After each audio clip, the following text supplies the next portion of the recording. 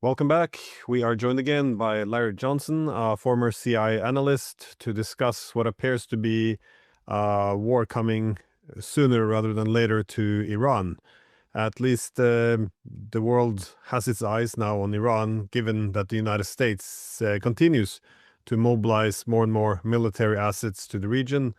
Um, how should we read this? Is this preparation to war, or is this just the U.S. building up, well, some show of strength during negotiations?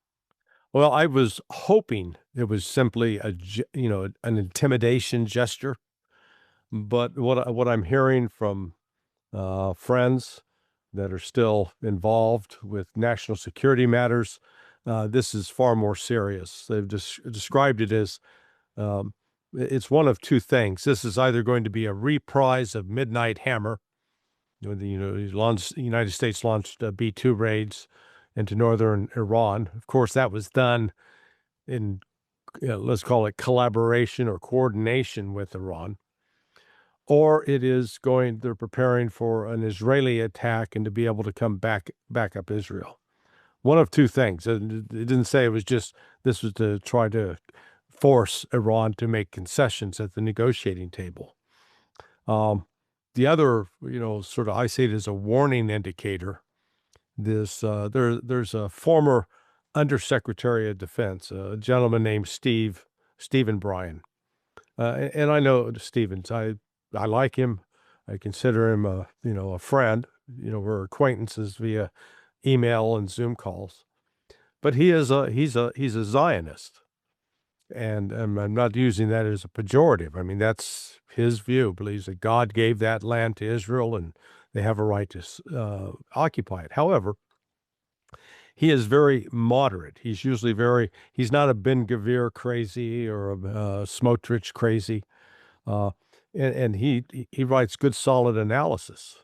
Well, he put out a piece 2 days ago reacting to the recent negotiations between the United States and Iran.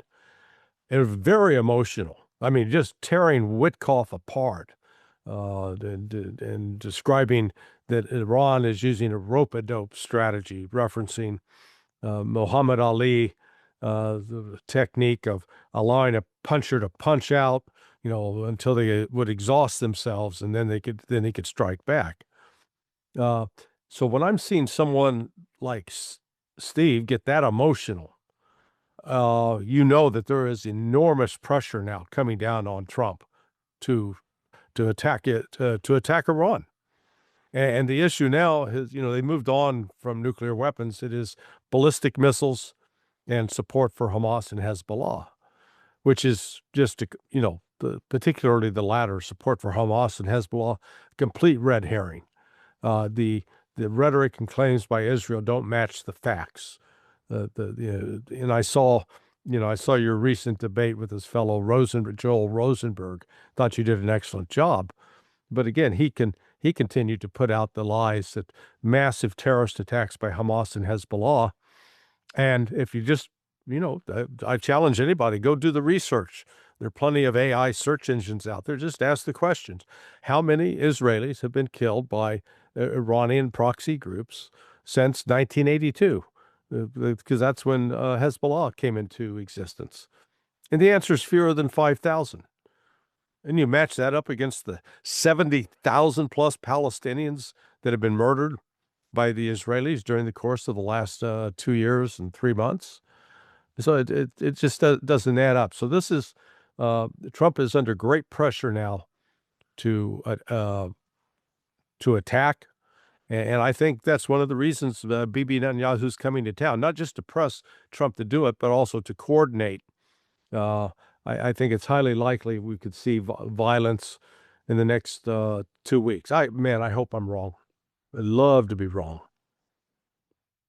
Yeah, I thought that debate was interesting because it's so dishonest. But you see this always with the arguments, because they say, well, look at this government, they treat their population so horribly, and the whole pitch is quite manipulative. But then when you ask, well, what do you tend to achieve with a military strike like this? because if you look at all your previous military adventurism over the past 20, 30 years, which one has ever led to success? And then, well, we didn't stabilize in the government, but Yeah. we created chaos, divisions to make sure that it would be weak enough not to threaten Israel. So you can't have it both ways. You can't say on one hand that the key objective is to create chaos and instability and hardship for people. At the same time, you're doing it because you want to help them. So it's all.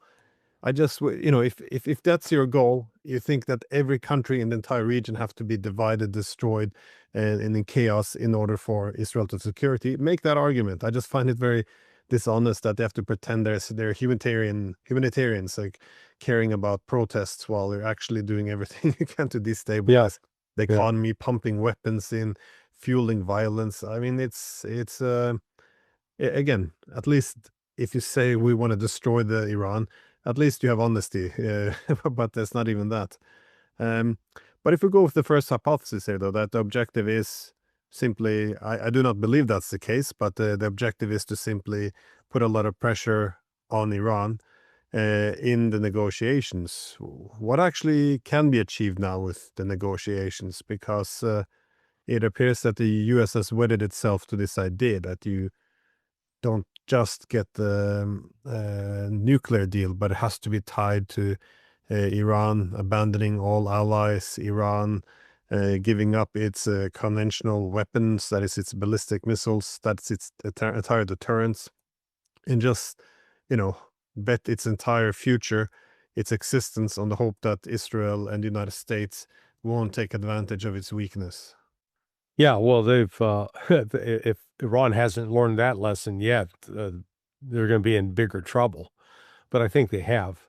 They've got 18 different types of ballistic missiles, both old and very modern. They just tested an intercontinental ballistic missile, reportedly successfully tested it. They've got 5 different types of cruise missiles. They've got in excess of 15 types of drones. So Iran has been preparing over the last, they finally came to the realization as a result of the events of the last 46 years since the arrival of the Ayatollah Khomeini and the establishment of the Islamic Republic back in, February of I guess February 1979, that they're at war with the United States. The United States has repeatedly attacked Iran, not the other way around.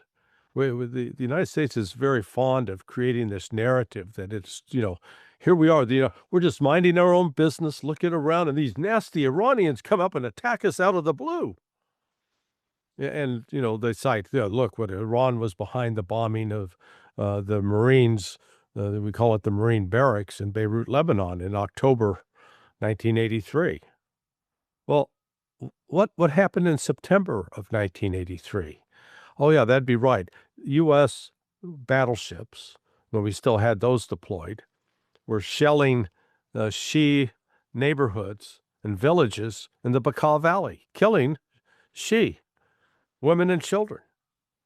So, when we kill a bunch of civilians and then their relatives or the friends retaliate, we act surprised.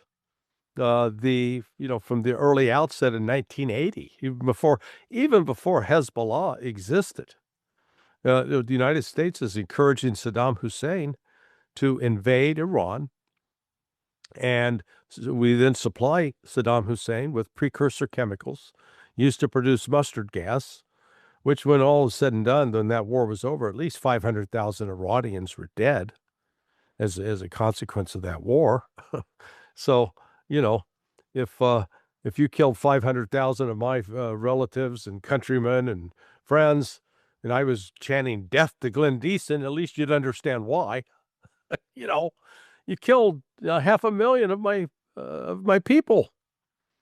And again, here's the United States, a complete disconnect. We don't seem to understand that. So Iran now they're almost naive in some aspects. If you go back to October of 2024, when they launched a demonstration attack, they were wanting to show Israel what they could do with drones and missiles, hoping that that would persuade the Israelis to back off. It had the opposite effect. They just assumed, oh, Iran's weak. They took Iranian patience for weakness. And the same happened in June, the 12-day war. It continued to lie to the public about they claimed that Iran really inflicted no damage at all on Israel, when the exact opposite was the case. So now Iran's come to the place that they have drawn a line in the sand. They have been a victim again of an act of war by the West, admitted act of war by Scott Bessent, that we attacked your economy to inflict maximum economic damage on you and your people. And happy about it. Look at what we did. So now Iran is going to be fully justified, and they're prepared to defend themselves. They're not going to throw the first punch, but if attacked, they will then retaliate on a massive scale. And they're not going to stop until there is a negotiated settlement to the war that will include lifting of economic sanctions on Iran. That's where I think this is ultimately headed, because this time Iran's got the backing of China and Russia. There are reports that China has provided an advanced 3D radar, one that allows it to determine specific locations, specific height, and direction of travel. If they can use that to identify inbound threats. They've got air defense systems supplied by both Russia and China. And right now there are Chinese and Russian warships headed to the Arabian Sea, where they are scheduled towards the middle of February or the 1st of March to conduct a joint naval military exercise, which this will be the 8th iteration of it. They started it in 2019. So it's a far different tactical situation right now than what confronted Iran in the surprise attack of June 13th, 2025.